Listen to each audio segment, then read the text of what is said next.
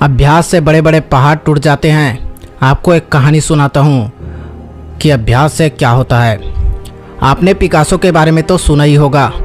एक बार पिकासो एक बाजार में घूम रहे थे, तभी उन्हें एक औरत मिली। उसने पिकासो को पहचान लिया और उसने पिकासो से एक पेंटिंग बनाने की मांग की। पिकासो ने उसे 30 सेकंड में एक पेंटिंग बनाकर दे दी और उसे कहा कि यह पेंटिंग 50 लाख की है।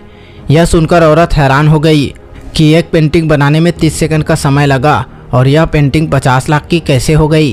कुछ दिन के बाद औरत उस पेंटिंग को लेकर एक पेंटिंग खरीदने वाले दुकान पर गई और बोली, मुझे इस पेंटिंग की कीमत पता करनी है। यह पेंटिंग पिकासो ने बनाई है। तो उस दुकानदार ने कहा कि यह पेंटिंग 50 लाख की है। यह सुनकर वह औरत हैरान हो गई और उसने बहुत दिन तक पिकासो की खोज की। बहुत तलाश करने के बाद उस औरत को एक दिन पिकासो एक पेंटिंग समारोह में मिले। उस औरत ने पिकासो से कहा, सर मैं वही औरत हूँ जिसको आपने एक पेंटिंग बनाकर दी थी। पिकासो ने कहा, हाँ यह पेंटिंग मैंने बनाकर आपको दी थी।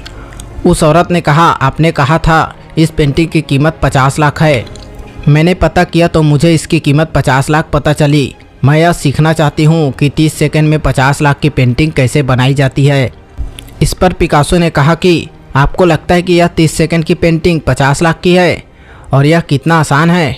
मैंने यह 50 लाख की पेंटिंग 30 सेकंड में बनाने के लिए जीवन के 30 साल कड़ी मेहनत की है, तब जाकर मैं 30 सेकंड में ऐसी पेंटिंग बना पाता हूँ। अगर आपको भी ऐसी पेंटिंग बनानी है तो आपको भी बहुत मेहनत करनी पड़ेगी और उस काम में वक्त देना पड़ेगा। आपको बार बार अभ्यास करना पड़ेगा, तब जाकर आप ऐसी पेंटिंग बना सकती हो।